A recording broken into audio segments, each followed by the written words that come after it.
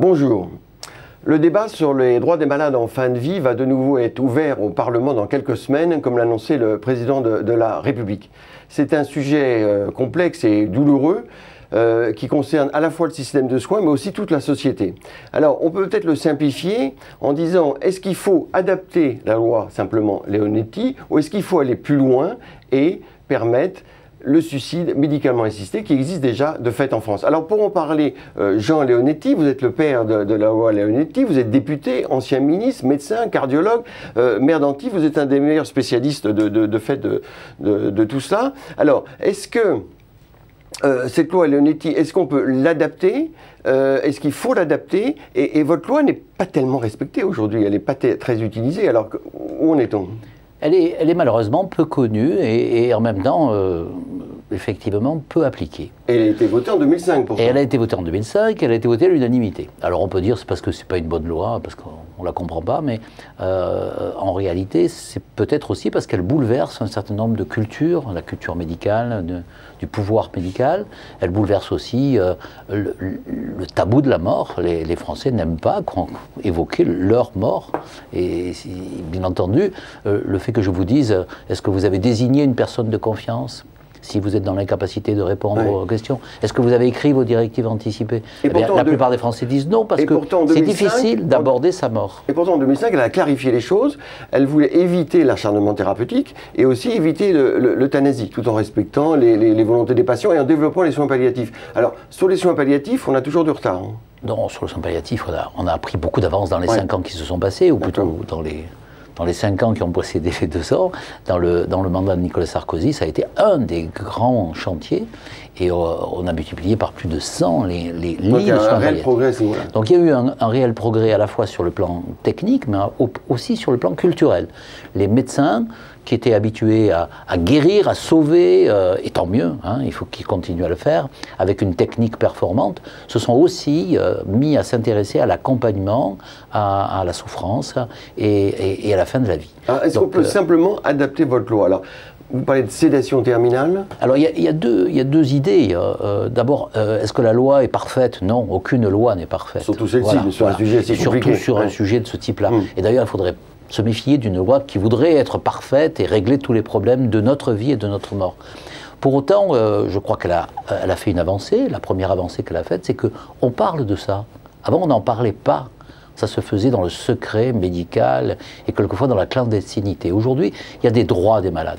Et ces droits, c'est j'ai le droit de ne pas être abandonné, j'ai le droit de ne pas souffrir, j'ai le droit de ne pas souffrir avant de mourir, et j'ai le droit de ne pas être abusivement prolongé dans une vie que je n'accepterai pas.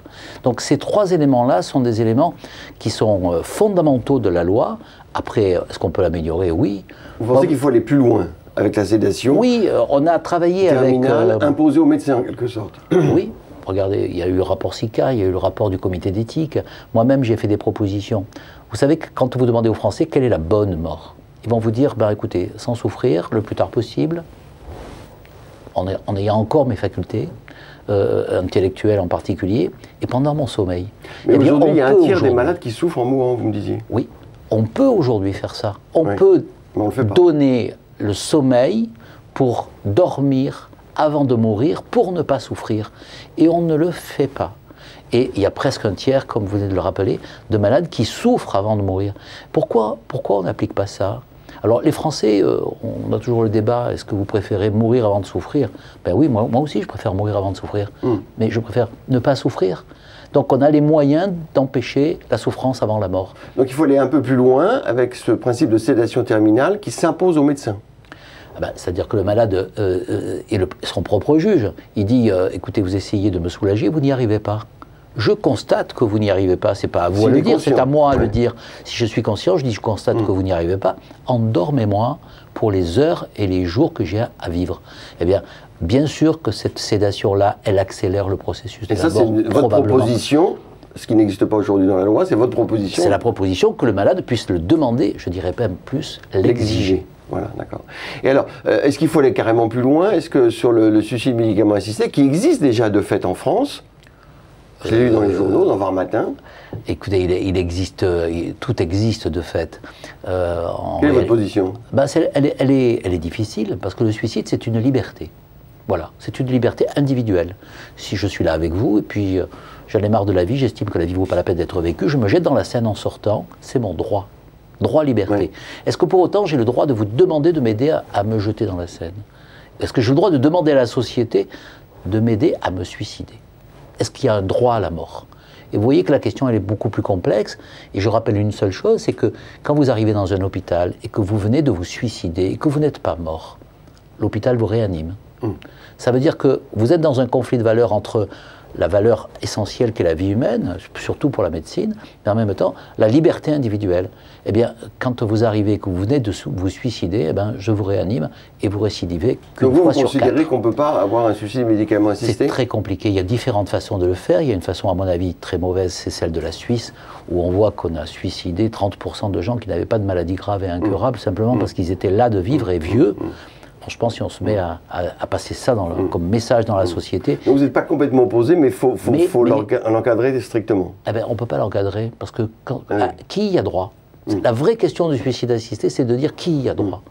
Vous me demandez de mourir, et vous me dites j'ai un chagrin d'amour. Je ne vais pas vous donner la mort quand même. Même si on est désespéré. Voilà, même si vous êtes désespéré. Et de l'autre côté, vous allez me dire, écoutez, je souffre et je vais mourir dans 3 jours. Empêchez-moi de... Alors, il y a d'autres cas difficiles pour... Vous voyez bien que ce n'est pas la même chose. Oui, bien sûr. Il y a d'autres cas difficiles pour conclure. C'est le cas de Vincent Lambert, où il y a des décisions de la famille qui s'opposent, et le pauvre... Alors, sur le cas de Vincent Lambert, c'est un des aspects de la loi qui n'est pas l'euthanasie, qui est la lutte et la proscription, l'interdiction de l'acharnement thérapeutique et de l'obstination déraisonnable. Vous pensez qu'il y a des obstinations déraisonnables? La France est le seul pays à avoir légiféré sur ce sujet. Dans tous les autres pays, on bricole, si je peux m'exprimer ainsi. Donc ça veut dire que nous, on a dit, quand les traitements apparaissent inutiles, disproportionnés, aucun autre d'autre but que le maintien artificiel de la vie, c'est-à-dire qu'on maintient uniquement une vie biologique, eh bien on a le droit d'arrêter le traitement. Qui prend la décision dans un cas comme ça? D'abord, on essaye de savoir si ce que le malade voudrait. S'il est en 2% au maximum. Et malheureusement, la plupart des Français n'écrivent pas leur directive anticipée et ne désignent pas de personne de confiance. Mais on peut essayer de savoir. Est-ce que Vincent Lambert un jour a dit... apparemment oui. Apparemment oui, mais je n'ai pas le dossier, je ne le sais pas. Mais s'il a vraiment dit à tout son entourage, ça vaut sa parole. Sa parole vaut encore. Et puis la décision, elle se fait sur le plan médical aussi. Parce qu'on ne va pas arrêter un traitement de survie chez quelqu'un qui a une possibilité de récupérer. Et l'expertise médicale aujourd'hui dit que les lésions sont majeures, qu'il n'y a pas de communication entre lui et l'entourage, et en même temps qu'elles sont irréversibles. Donc on rentre dans un cadre de sédation terminale. Donc on rentre dans le cadre de l'arrêt des traitements de survie et d'éventuelles sédations terminales. Alors je ne connais pas le dossier à fond, et je me garderai bien de décider à la place du Conseil d'État. Mais en tout cas, ce dont on est sûr, c'est que le cas de Vincent Lambert relève de la loi et que l'obstination déraisonnable doit être proscrite et qu'on doit être protégé contre ça, surtout quand on ne peut plus exprimer sa volonté. Merci beaucoup, Jean Leonetti. C'est moi qui vous remercie.